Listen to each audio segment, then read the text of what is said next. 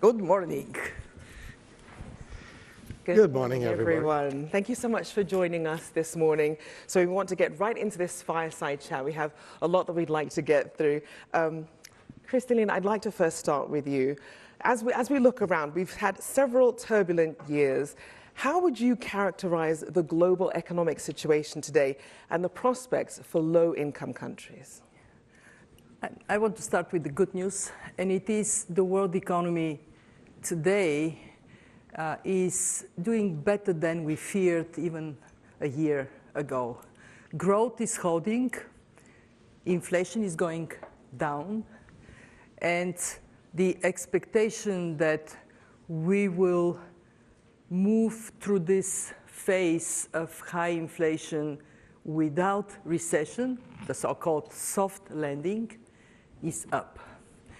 That also translates with better conditions for low-income countries.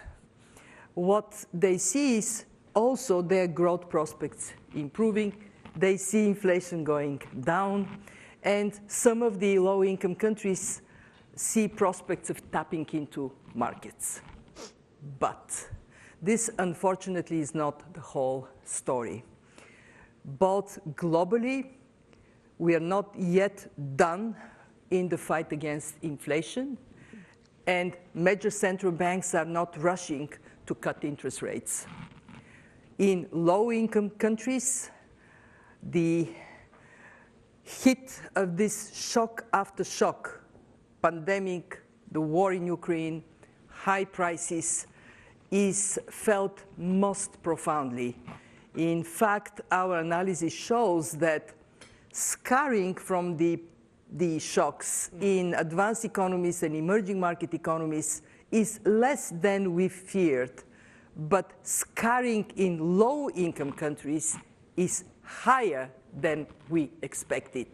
They today are 10% below, in GDP terms, their projected trend from before the pandemic. So imagine they have 10% less, and then what comes on top of it? One, the fact that many of them have high debt levels. The average debt service eats up 13% of GDP. So you're 10% less, and you spend 13% to service debt.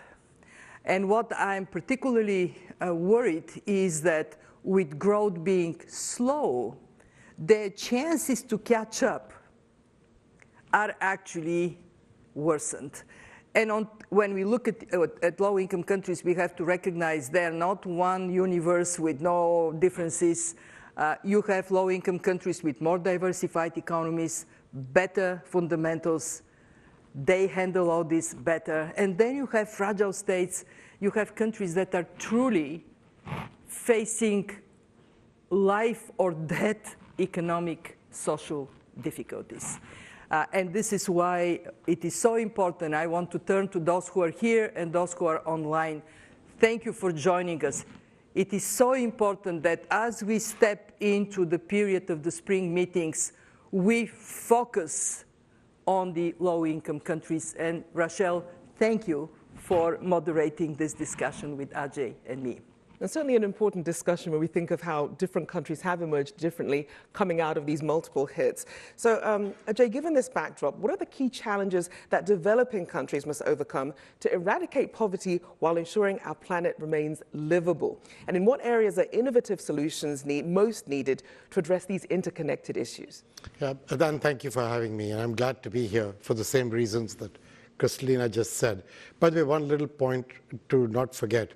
The fact that their debt servicing cost is at that level also means it crowds out health and education. In fact, a number of them are spending more on repaying debt than they would be able to spend on healthcare and education. And that just tells you how challenging their own circumstances are. And you can say they should have been smarter when they borrowed the money. That should have, could have is a historical view. The question is we are where we are and people need help. And I think that's kind of one of the biggest issues coming out of what she just said. Your question to me is a little different. Now, since the day I joined, I've been talking about these intertwined challenges. And that's the issue of the fact that to believe that you can take on poverty or sharing prosperity, which were excellent goals for the bank, and much progress was made by many institutions over 30, 40 years, including Kristalina at her time in the bank. That got set back. It started with the pandemic. But I think you've got to realize that underlying this is the fact that climate change, fragility, conflict, violence, food insecurity, and pandemics and healthcare are all things that you cannot compartmentalize and hope that you can deal with them separately from poverty. And so getting that, the consequence of that is that the luxury of compartmentalizing was somebody else's. We can't do that. And so that means you have to take these on and comprehend how to deal with them. And I think that one of the things that a lot of the people in the bank are thinking about is that do we really need to invent new things we need to do, or do we need to just do them differently? So I would argue that in a number of cases, technology and solutions exist to some of the challenges we're discussing. In others, they don't. To give you an example where they don't and where true innovation is required, or where they are beginning to get available, is, for example, livestock methane, methane from livestock. There is a lot of research going into how to develop the right kind of feed stuff for that to reduce. We help to fund some of that research, so do many others. When you fund that, the question is then what do you do with it? Can you take it to scale and replicate it in as many countries as possible? So we look back 3-4 years from today and say we moved the needle as compared to spreading it out. Similarly, I went to Indonesia and I saw these mangrove plantations where not only had we helped to regenerate the mangroves, but we'd also made sure that the money then went to the community, which was able to then therefore not live off cutting mangroves to provide for their lifestyle. It's the same thing in the Amazon today, where, as we know, President Lula has taken out the idea of fighting what was going on there with deforestation. Now, the deforestation was not just plundering. It's because people needed it for their life. But it impacts the rainfall from North America to Patagonia. So we're all in this together. And what he's trying to say is, maybe I can direct that energy into ecotourism, into timber, but done sustainably, into healthcare, into things for the community, so that we can turn from using the forest for one kind of survival to actually creating a different form of growth and development, and not making the false choice of cutting down the forest in return for that. I think there is where the bank can play a role. Take the solutions and technology, invest in new ones, but both those things, scale them and replicate them so we can look back at moving the needle well over the coming years. That's definitely an important part, there, scaling and replicating. But obviously, none of these things exist within a bubble, as you mentioned there. So, Kristalina, what would it take for the low-income countries to reduce vulnerabilities and achieve sustainable and a meaningful raise in income levels, and importantly, quickly?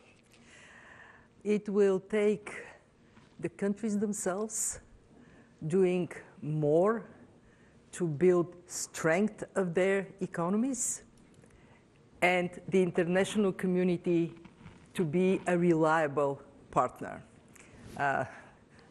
The saying goes, it takes two to tango. And here, I want to flag three very important tasks for the countries, and then two for us, for the international community. For the countries, we know, we see it, that those that are doing better are countries with strong institutions, rule of law, transparency, less corruption. And building those strengths is what nobody but the countries themselves can take on. We know, and this is number one, build institutions and policies so you have strength. Number two, countries can very practically look at where they're falling short in generating the kinds of revenues they need to invest in their people, to invest in infrastructure, to invest in prosperity. And we did an analysis that shows that up to 9% tax to GDP is still for grabs in many countries. So build your tax system, especially focusing on bringing more of the economy in the open. You can't do all of it, but as much as you can. The richer part of the population, the businesses that are thriving, they have an obligation to the rest of society. Number 3, one thing that we are very concerned in many countries is that their buffers, both domestic and external, have melted during this crisis. So we look at low-income countries, and quite a number of them have reserves, external reserves, below 3 months of import. And this we take to be the critical level for a country to be able to serve its people. So having policies in place and actions to rebuild reserves and look at things that are on the way of that, countries can and must do. And of course, that comes then to our part, because very hand on heart, it would be morally wrong and bad for the countries and the world if they're left to struggle with these challenges on their own. The international community has a huge responsibility to step up. What can we do?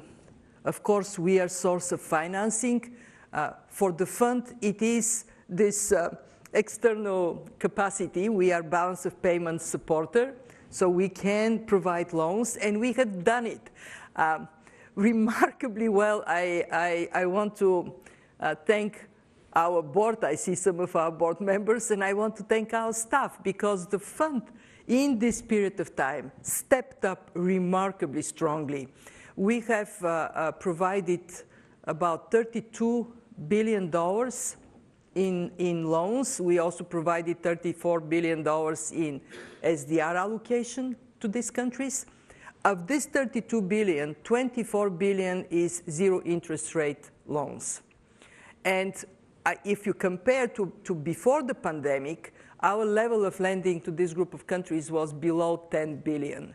So we more than tripled financing, and that is important, but even more important is engagement in collaboration with other institutions and in support of capacity development, institution building in these countries. Because what often people think of the fund association is what? Programs. But actually, very, very frequently, we do much more by helping countries build the tax systems, improve the quality of spending, get institutions to be more transparent. And that, I think, is where that dual role of financier and institution builder, capacity developer, for us stands up. I want to thank the Ajay and the bank. They have also done. They have moved heaven and earth in this period of time, but we also recognize so much more needs to be done. And certainly, as you mentioned, a holistic process there, and something that does require work with policy. So Ajay, bringing you back in here, what specific policies should low-income countries pursue to increase climate resilience, create jobs, reduce poverty, and foster sustainable growth? And what is the role of the international community?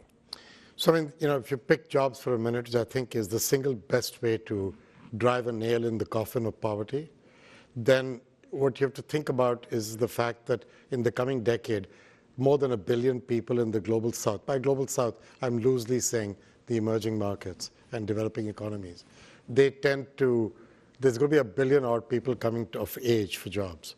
And that's what the demographic dividend is supposed to represent. And I think it will if they grow up with clean air, clean water, health, and education, which we started from. But when they do grow up, they need jobs. Currently, the forecast for the same countries is 325 million. That's a big gap. Now, forecasts are not destiny, so we can do something about them. But to do something about them, you need a number of things to fall into place. Policy. So the bank is both a money bank and a knowledge bank. And working with the IMF, who also are both a money institution and a capacity and knowledge institution. We both bring these two things to the table, and the knowledge side of it is where we can help to build policies. She described a few. I could tell you, for example, if you think that gender and the empowering of gender makes a difference to productivity in a country, which kind of with two women on the stage, I'm in a good place saying that, but I believe in it anyway. You have to invest in the policies that make that possible. Everything from access to finance, to education, to quality health care for women, to legislative policies, to the availability of childcare, to the availability of safe transit, and so on. That's just one example. So there's a whole series of these that you can do in policies, trade policies, facilitation policies, that. On jobs, if I can just speak for a minute, I don't know how much time you have, but if I've got a minute, I'm going to use that for this.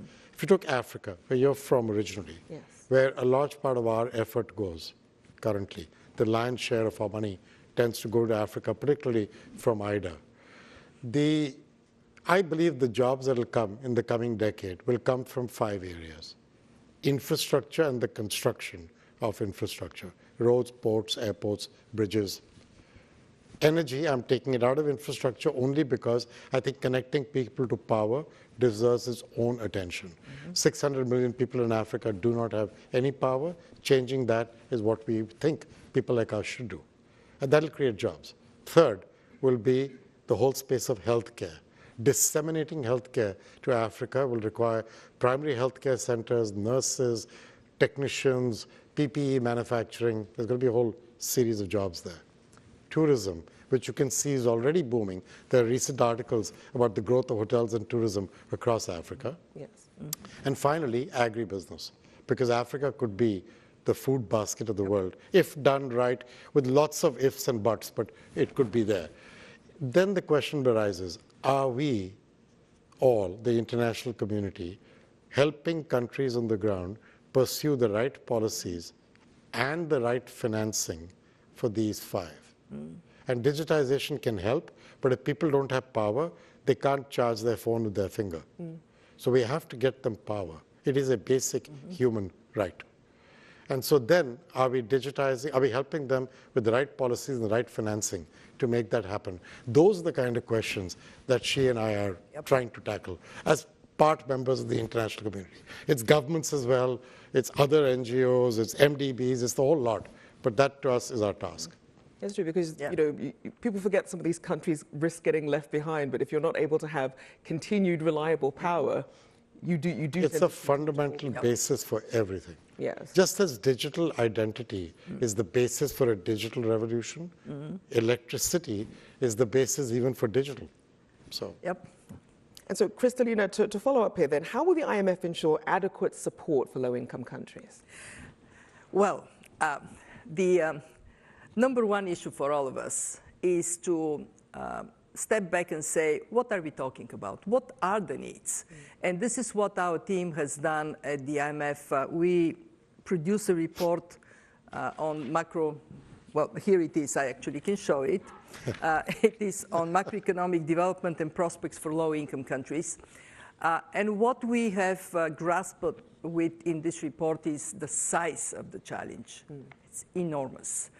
Low-income countries over the next 4 years would need $840 billion to flow in terms of international support. And obviously, it cannot be just financing from our institutions. A big chunk of it has to come from private sector investments, domestically and internationally.